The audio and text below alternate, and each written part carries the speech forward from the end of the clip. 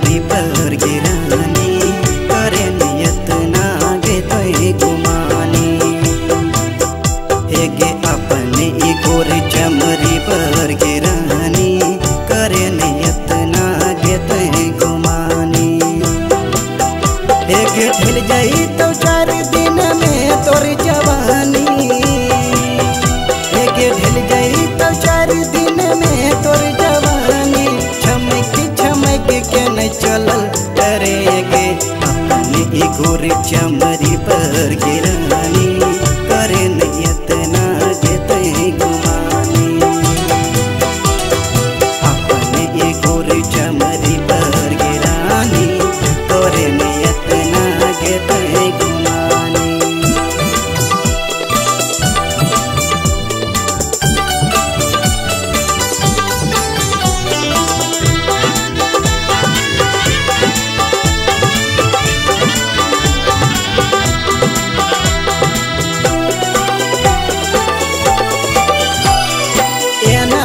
चल भी त जान जैतो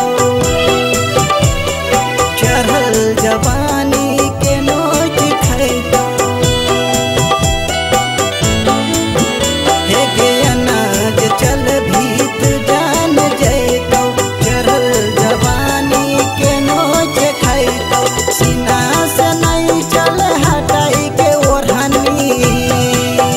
हेगे सीना से नहीं चल हटाई के ओढ़नी।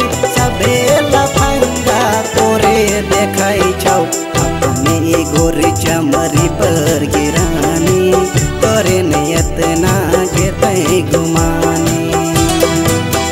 हेगे अपने गोर चमरी पर गिरानी करे नियत ना गे तोय गुमानी।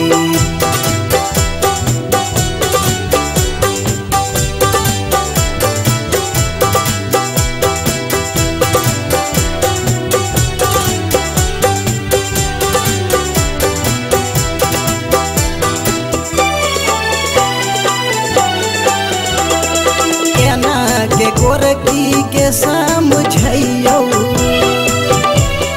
हो जई भी पागल के ना बतैयो।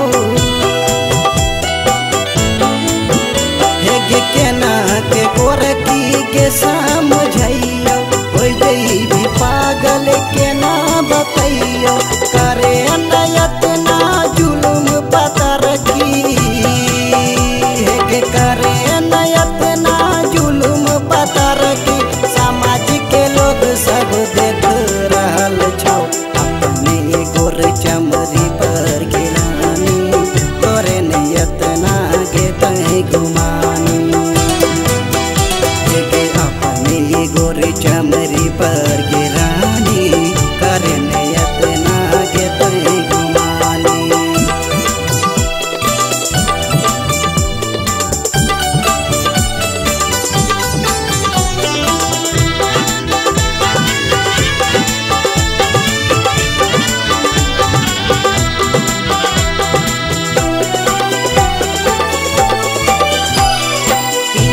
के खातिर रखे जोगाई के अपन जवानी के गे बचाई के।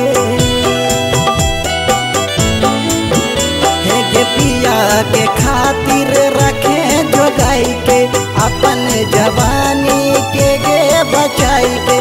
धर्मेंद्र परवाना कहै छौ सुन ले। हेगे धर्मेंद्र परवाना कहै छौ सुन ले।